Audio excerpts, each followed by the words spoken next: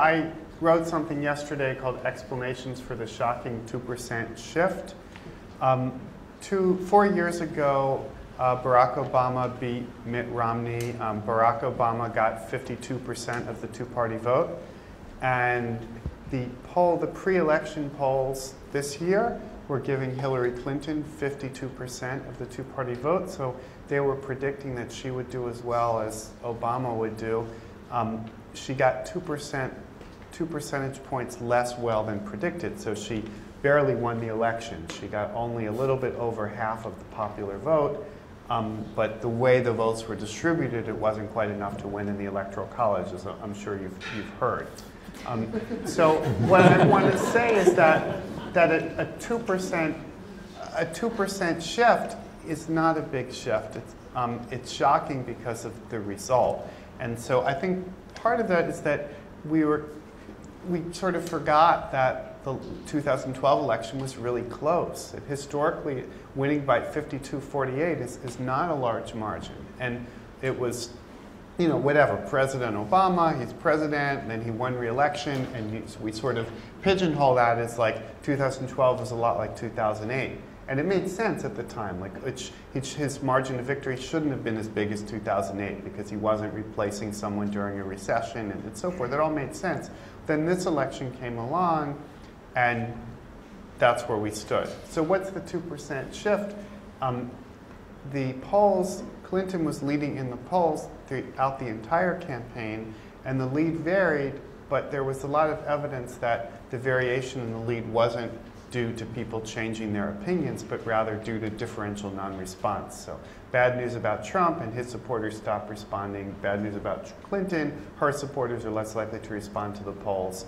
But our feeling was that voter turnout is about 60%. Response rates in polls are less than 10%. So people going in and out of polls doesn't really matter so much.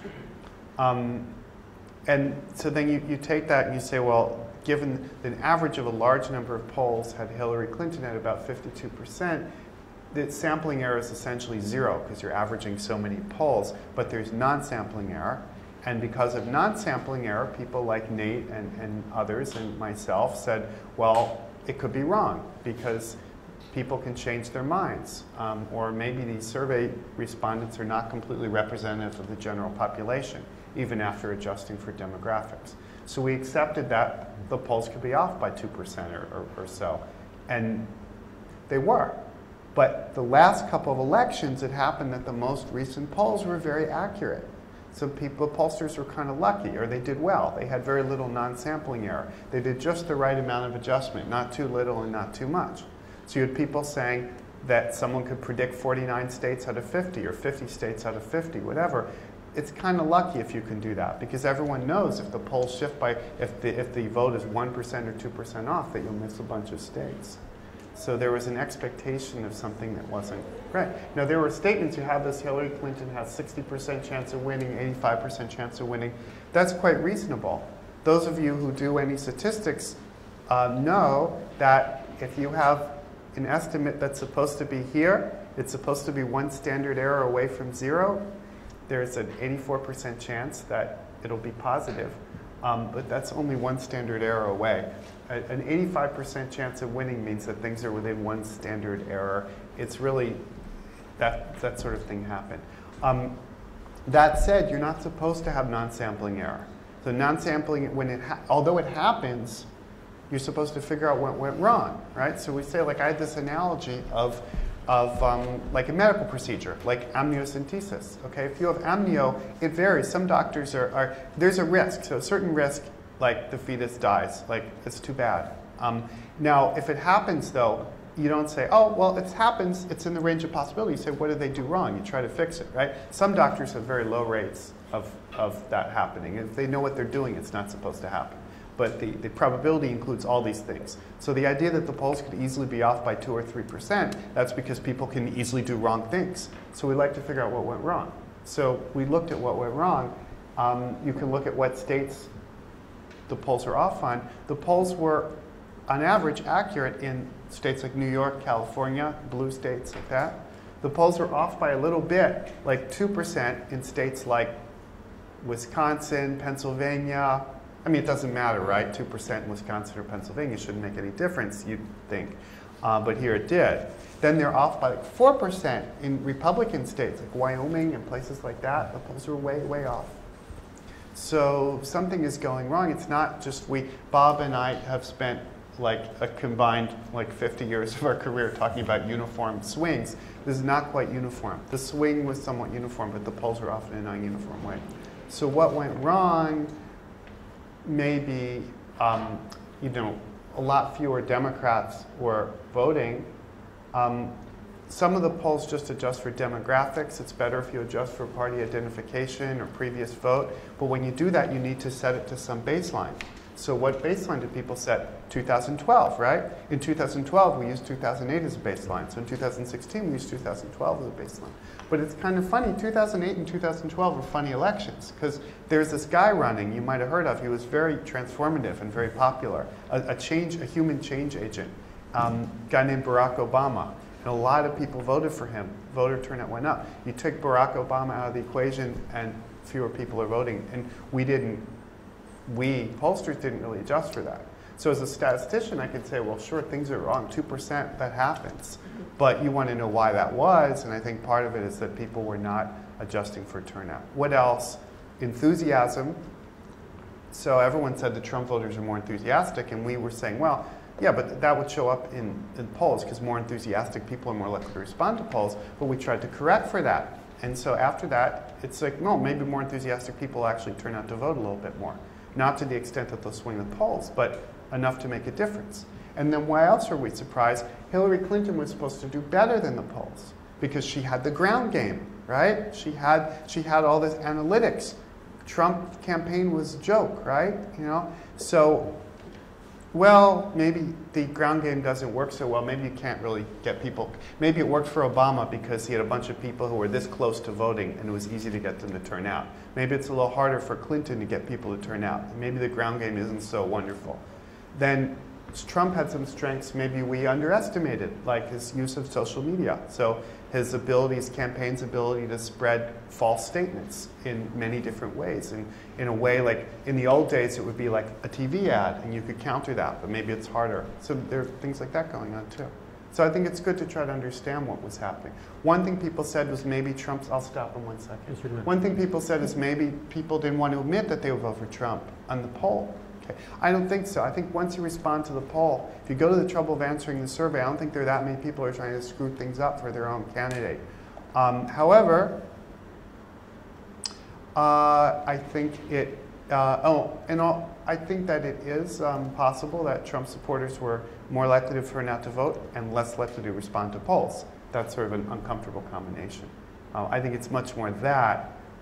There's maybe some evidence that people are changing their mind during the past week. In the surveys, they ask people, did you change your mind? Did you decide in the last week? And more of those people supported Trump than Clinton. Usually we don't believe those things. Usually when people say they decided in the last week, we think they're just saying that. But that's what we hear about that. So do you think if you included more of the years, you said just 2012, would that have helped? Well, I think you know, when I wrote about different forecasters having different probabilities, different uncertainties, it depends on your choices in the model. So the thing before the election, what I was saying was there are unexpected things. In 1980, there was a big swing a week before the election, so you have to allow for the possibility of a big swing. But I never said, hey, you should consider what population you're post-stratifying on. Maybe we should be modeling the turnout better. So I didn't think of that. And once it happened, it was like, it's like those people with the space shuttle, right? You know, in 1986, they should have thought about, like, it was a little cold, you know, those O-rings might crack, like, but they didn't think of thinking of it. Yeah. But they should have thought about it. So I think that's the case here. With just people were doing what they did before, and there's a sort of mechanical nature to it. Okay. So why don't we go to Bob, Howard, and then Bob, and then we'll open it up for questions. Actually, I would like to see if Andy would like to say something about something that was in the written document that he circulated that I thought was really important that you didn't talk about. And it riffs on Bruce's thing about the financial crisis. So financial crisis, one of the things that led to the financial crisis is that defaults were correlated across the country. And you have a little line in there about correlation. And one of the things that happened was that she lost all of these battleground states by a little bit. And the election could have turned out very differently if, I think that, is that what you're getting at? That if, she'd done better in some and worse in others. Yeah, I think so. Part of it was that, she was losing in them together. When I was talking about the correlation, also, I was thinking of how I perceive things. So, like, I saw, like, calculations where she was predicted to get 52% of the vote, which seemed reasonable because I didn't think of this thing about the turnout, like about the 2012 turnout being a poor baseline. So, but then beyond that, then information came in. So the day of the election, there was some information. The week before the election, was information from early voting, and it seemed supportive of Clinton. And that was a legitimate piece of information, but it was one piece of information. The fact that because the early voting was relevant, but what it turned out was that it was sort of replacing people who would have voted later, and so it wasn't actually such a great sign for Clinton. It was just people who, instead of voting for her election day, voted for her earlier. So to the extent that the early voting was a biased signal, it was uniformly biased across the country. So if you have early voting reports from 8 states, that's not 8 pieces of information about how well she's doing. It's one piece of information. So I think that, and then if you have, I was watching TV, and while I was watching TV, the announcers on the TV were reporting as the election was coming in, and they were saying, well, we talked to someone in the Trump campaign, and they said it's all over, and like they were like saying stuff, and my feeling was, hey, here's another piece of information. There's the pre-election forecast, there's the polls, there's your early voting, and these people on the TV know this, and they're telling me this too. Of course, the people on the TV don't know anything more than I knew, and they were reporting a Trump source who had been reading the same websites I had been reading, and so I wasn't getting more information. So I was getting, that's what I meant by that.